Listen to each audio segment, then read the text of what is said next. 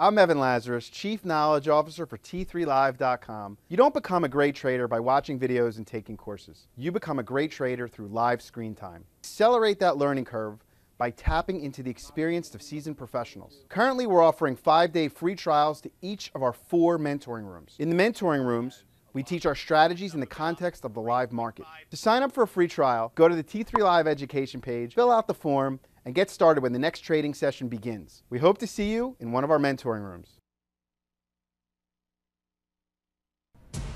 The vote for Berlusconi shakes up the recent unity of the European Union. Bernanke testifies today in front of Congress. The market condition went from rally under pressure to confirmed correction. I'm Brittany Umar, and the morning call starts right now.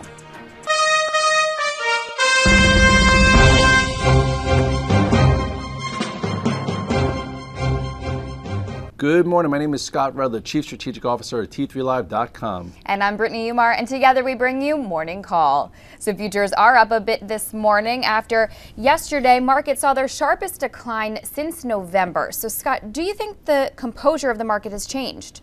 I think the market's composure was starting to change last week. If you remember, on Wednesday we talked about that distribution day. We talked about the 8 and the 21-day moving average being breached. And that's been the roadmap that we've been using for most of 2013. More of the 8 versus the 21-day, but the 21-day would give more confirmation. Okay, so that was a day that IBD put us in rally under pressure, which should have put you on alert. So for yesterday, when the trade deteriorated, you could have got out of more longs, maybe gotten short, and continued to switch gears, because now IBD has us in market correction, and you know what that means. That means the condition changes. That means it pays to switch gears and go with a different approach. So at this point, what are the key levels you're watching in the S&P? Well, I think the futures are up a little bit, so people might be looking to short the bounce. So if you look here at the SPX, you will see, this is kind of what took place yesterday. First of all, this was last Wednesday when we breached the 8-day moving average, and some of the weaker sectors broke the 21-day, and this has been this ascending channel that we've been following. So this was a nice day to get net short, and I think a lot of us did. Into this day was a nice time to cover because you had a little bit more intermediate support here. Then here was your bounce back. And yes, it definitely bounced back a little bit higher than people thought. But, if you shorted versus high, because we did talk about not chasing this move, maybe, laying some shorts out. I don't think anyone really expected for this to transpire. But look what happened here. We opened up, then we started to trade through Friday's high, which was, a little bit of a key, because this created a red dog reversal right here where you open up and you fail. And then we took out the 2-day support and closed in the lows, which is pretty engulfing to the downside. So at this particular point, you have yesterday's low, which is 1487, and then you have major support down here at 1476. So now at this point, is there a level to short? I think, it's going to be a big travel range from yesterday, 30 handles. But if you go back to the chart, you'll see, if we bounce up a little bit, I would say right here, which is right around 1502, you have 1497 to 1502. So if we were traced back here, I do think people that missed this short move will be looking to short a bounce. The way these boxes run, though, I wouldn't rule out that, at some point maybe, which I don't think happens today, this low here of 1511 could be tested. So I would say resistance 1 is right here, 1497 to 1502, and then here's resistance 2. If we can't get back above there, then we take out yesterday's lows and you short that for continuation. But then right around here, I think the market will try and bounce. Well, there were some groups yesterday that went lower and could have signaled to us that the market was about to as well. So what are some signals that we could have picked up on yesterday? Well, in the sector spotlight, we're going to go over the financials, and the financials have been key. And yesterday, they were the first to go negative well before the market. So that gave me some clues that, this gap up might not hold, time to get short. And if you look here at the XLF, you will see, look at this ascending channel. Another ascending channel being followed to the upside. Here was your breach on Wednesday, some follow through to the downside, and just like the market, it gapped up into this old resistance, and then pow.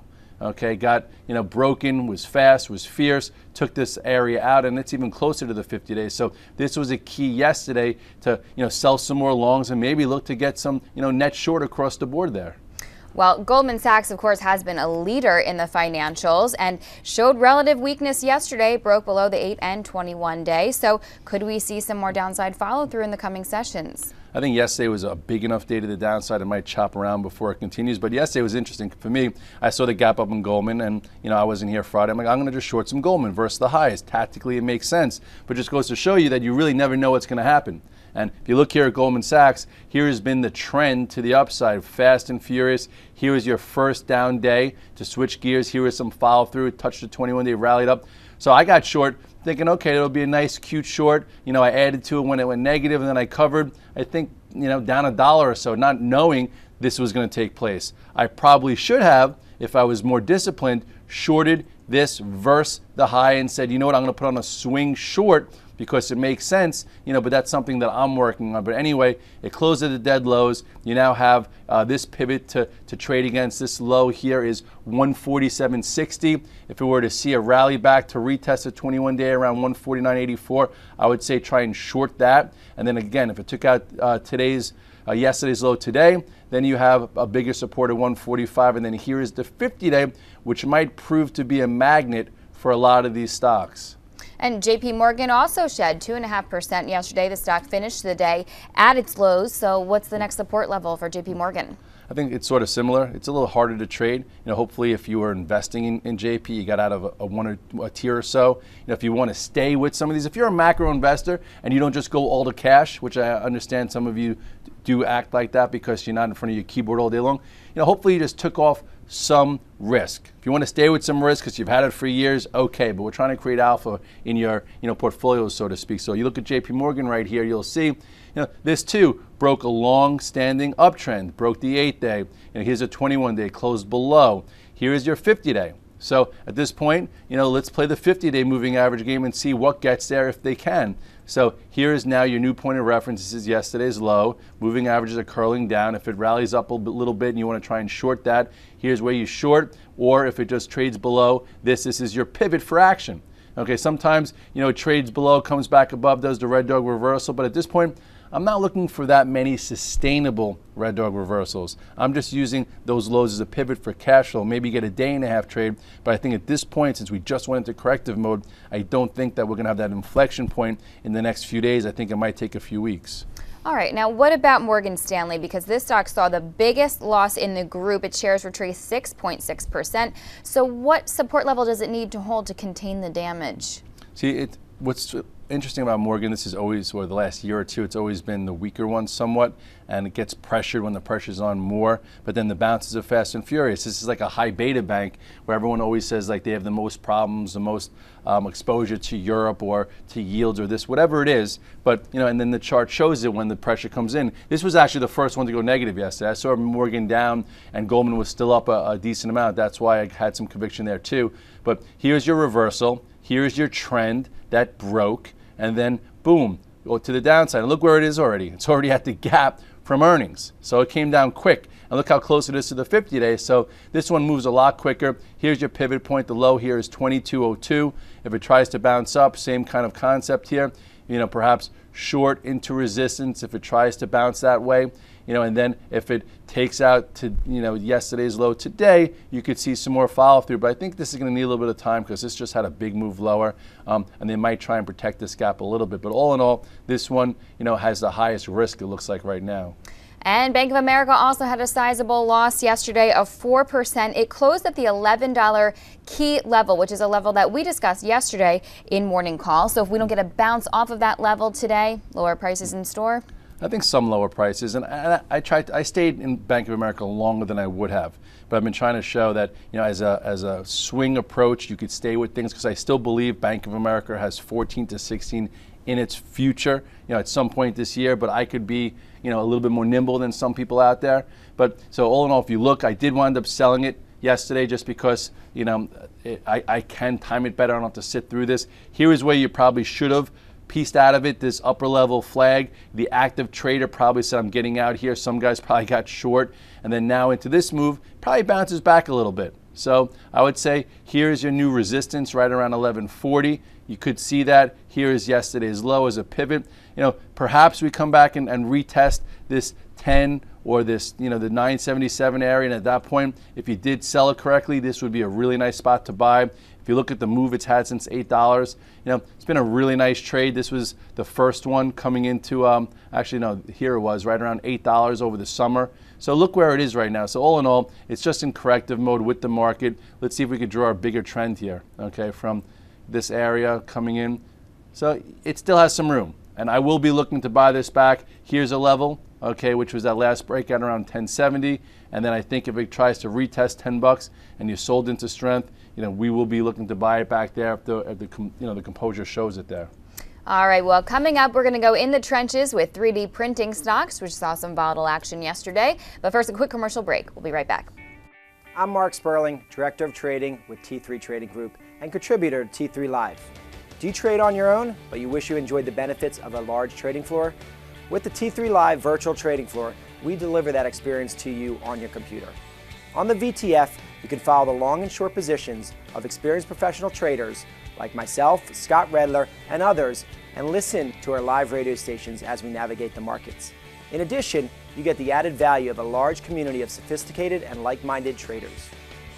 Your membership to the virtual trading floor also includes access to our two very popular newsletter products, Off the Charts and the Price Point Sheet at no additional cost. In my opinion, joining the room will be the best trading decision you will ever make. I would like to invite you to begin your membership with a 7-day free trial. To get started, visit t3live.com and click on the Virtual Trading Floor tab. Have a great day, and I look forward to seeing you in the VTF.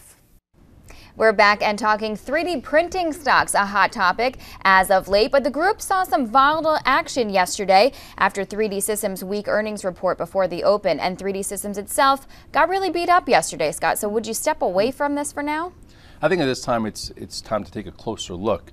This stock or this group has been technically breaking down for a few weeks. I think in Off the Charts or Chartwell, she's listed it a few times in key areas to put high-level stops. So yesterday, finally after the report, you saw a big down move, but it tried to come off those lows. It tried to show some type of capitulation bottom. You look at the chart here of Triple D, you'll see, look at this trend all the way back. It's been a healthy trend to the upside, and look, it's almost testing it right here, and it held for now. Okay, you want to take a closer look at what you could have seen. Here was that sloppy action at the highs. Here was your potent down move, which was the first look at the size of this for a while. Then you had some trades along the way, and last I think we put, even in Charlie perhaps, was right around here, saying if it breaks below this area, it's a different price because of the 3-for-2 stock split. Take some caution, and then pow. So there's always some signs. So anyway, you look at this range. You look where the low was. Here was a high around 36.59. I think that you might be able to buy versus this area, but trends do change. I personally think it's not game over for this sector. This has been a harsh correction, so who knows? But the future in manufacturing they're talking about is with these 3D type of printing stocks, but it takes time. First, they become a thesis or like something, pie in the sky, and then they become a viable business. So they're, I think, in that in-between mode right here. All right. Well, SSYS followed 3D Systems to the downside yesterday. Of course, another 3D printing stock. And this is one that you've played recently. So what are the key levels you would watch in SSYS right now? It was interesting because there's always two sides to the coin, and with this stock, I know Chartwell was putting it on with caution, and Sperling was trying to buy a dip, and they kind of had a little argument. And Vicky was just like, I'm looking at the chart, it looks like it could break down, and then everyone has opinions and there's emotions when it comes to a group that has a lot of activity. And if you look here, you will see that here is the actual chart. And this was your first sign when it opened up and closed on the lows and couldn't hold momentum. And then you see this accelerated trend. Here was your high level stop if you were big enough or quick enough. Here's the 8-day, 21-day. That broke. That was your way out. And if you missed that way out, you had a rally or a snapback that was just pretty much like a bear flag, where here's your pull, here's your flag, here's your ascending channel. I think right around here is when Chartwell put it on Off the Charts, and then boom. Okay, and then it tried to hold support. I know I tried a red dog reversal somewhere around here, didn't stick, got out when it broke the low, and then here we are all the way to the 200-day. So it's been, really from above 90 to almost the 60s. At this point, I wouldn't really look to be shorting it, but I don't know exactly if it's a long. You want to take a bigger look at the trend here, and you will see that It's been a really nice trend, but that trend is coming into jeopardy, and we all know what happens when trends change. We've seen it in a lot of previous high flyers, and right here, you know, we're right there. So if you sold here, or sold here, or sold there, or sold there, you have the luxury of testing it versus the low here of 60.79, and if it were to start getting above yesterday's high, maybe you see a bit of a snapback. But you know, these stocks are dangerous. With risk, there is reward, and at this price, it's at least worth give it a try. I know that guys on my floor are going to be looking to see if we can get a bit more of a bounce back today versus yesterday. Right. Well, there's also the XONE company, a stock that we may not hear as much as 3D Systems or Stratasys, but this is another 3D printing stock. It showed weakness off the open as well, but closed the gap and took out Friday's high before coming down to close at lows. So what levels would you watch here? See, this one, it was a new issue, the most recent one, and enjoyed a really nice first few days because that was when the group was not under pressure. If you guys want to read a little bit about this, it is profiled in IBD. I'm not an IBD spokesman, but I was reading it like I do every day on my way in, part of my routine, and there was a nice article talking about their business and how it's different than SSYS and Triple D. So, just take a look, because sometimes new issues, once they, trade long enough and get the institutional support, they become big winners. And this company has has to prove itself, but it's very innovative. You look here at the chart, though, you will see that here is your 2-day move to start the year, or start, not the year, but after its IPO, which was very tradable. It's come down. It's trying to hold the recent lows here, tried to break out yesterday and somewhat failed. Here's your downtrend. So I think at this point, if you really know the stock and you like it, maybe trade it long versus this low. But if it were to break 23.50, you would have to get out of the way, because it is a new issue. You don't know where it's going to go. You don't know where institutions will finally step in. So here's your support to trade against. At some point, the market gets a little bit better, and then it starts to break above this downtrend. Then for momentum, you start trading along above 28. But for right now, it hasn't been public that long. But it is decent. It trades with the group together. So put those three together and trade it for cash flow, or via your time frame. This one has a lot to prove, and I would just trade a little less size there. All right, well, time for some quick hits here. Let's talk Apple. Scott, of course, you've been using a tactical approach here. Stock closed at its support level, 442 yesterday. So do you think it'll hold that level, or could we see more selling off? It's up $1 or $2 pre-market. Investor meeting is tomorrow. I tried to be long, got stopped at around 450. 435, 440, big support. If it can't hold this gap up $1 or $2, you're going to see that area break. You go to the chart real quickly, and I'll try and get there. I was doing that right before. Here we go. This downtrend has been fast and furious, and it's been relentless to the downside. I tried to be a little long, thinking this small descending channel might break to the upside before the investor conference, but the market got weaker, and now here it is hovering by a thread. So I'm still tactical. It still has a lot to prove. People are probably making more money shorting this thing than I am trying to play a bounce. Yesterday's low, like we just said, 442. Then you have 435. I don't know if it could happen, but above 455 it looks better. But I'm not really placing big bets for that to happen. And Netflix put in a red dog reversal yesterday, closed in the middle of its range. Strategy here? This one tried to be stronger because, again, it looked like the market was going to hang around, and what leaders do is they hang around. So there was a two-way action. Like I said, like before, I think now these red dog reversals are going to be more for cash flow than being sustained. So if you make some money in there, take it. If you look now at the chart, you'll see, here's the gap up after earnings. Here's your bull flag. There is your reversal. It tried to give you some type of back and forth action. You could have made money short to start the day and then long, and then it just gave in with the market. Here's a 21-day. I think, just tactically trade this thing. Don't be in a rush to position in it. If it breaks below yesterday's low, this would be another spot to watch, somewhere around 171. So I just think, with this market, even the leaders, could be a little choppy. So just take trades there. And LinkedIn saw a small loss yesterday. Where might a buyable spot be? This one too, holding up well. But when the tide goes against you, everything gives way a little bit, and this is very elevated. It's been a great trade for a lot of guys this year. Great call spread into earnings, good macro hold. So corrective action would be good here. And if you look here, here's where it was on earnings. This was a small red dog reversal right there, which led to a bit of a bounce. But then yesterday, this was pretty potent to the downside. I'd say Cute-wise, with the futures up, if it's up a little bit, some guys might look to short it tactically. If it goes below 155.84, you might have a cute short there that could take this down to, the closer to 150. So I would just be a bit careful here because it's very elevated and I love the company. I still think it's got bigger, greener pastures, but in a market environment that is punishing or starting to correct certain things, I think the 21-day can happen. And if it trades below yesterday's low today, I might even look for a cute short to 150. We shall see the way it works out. And what do you think of LVS, which has been acting better? LVS, we talked, remember, yesterday on a quick hit. It had a strong day Friday. It gapped up. I'm like, I'd rather see you sell it than buy it. And if you look here, I didn't even expect some type of reversal like this. Here was your reversal at the 200-day. And then this was Friday, and then this was your gap up into resistance that failed. I just think this also is going to be a choppy trade right now with not much to do. Here is your tactical buy. Here is your tactical sell/short. And now it looks like it's going to be noisy in the middle. And the GLD closed the day up almost 1% yesterday. Could we see more upside potential here? Well, I guess this is your inverse risk-off asset. And, market started to reverse to the downside, this to the upside. We talked about 148, 150 as being macro support. Intermediate, remember that wedge that resolved to the downside of 161. That was a nice short if you took it. Also talked a little bit last week saying how you might want to cover into that macro support because you don't want to be a piggy, and now you look here. Here was that macro support. Yesterday had its first up day.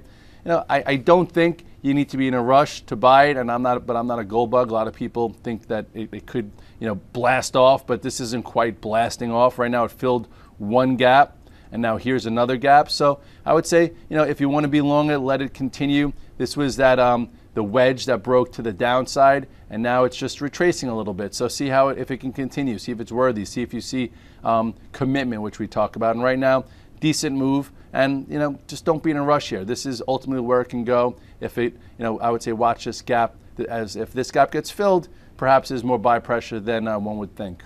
And we should mention we have Big Ben speaking today at 10 o'clock. What's your focus heading into trading today? I think what type of bounce back do we get today? Some people might start shorting real quick, and if they want to stretch the market from yesterday's range, they might start too early. So I do think that the market condition has changed. Big Ben might have to change his testimony a little bit, whereas maybe when he was preparing it last week, we were closer to 5-year highs, and now we just like that came off it. So he might have to talk a little bit more accommodative, and maybe now there are some more risks because of what went on in Italy.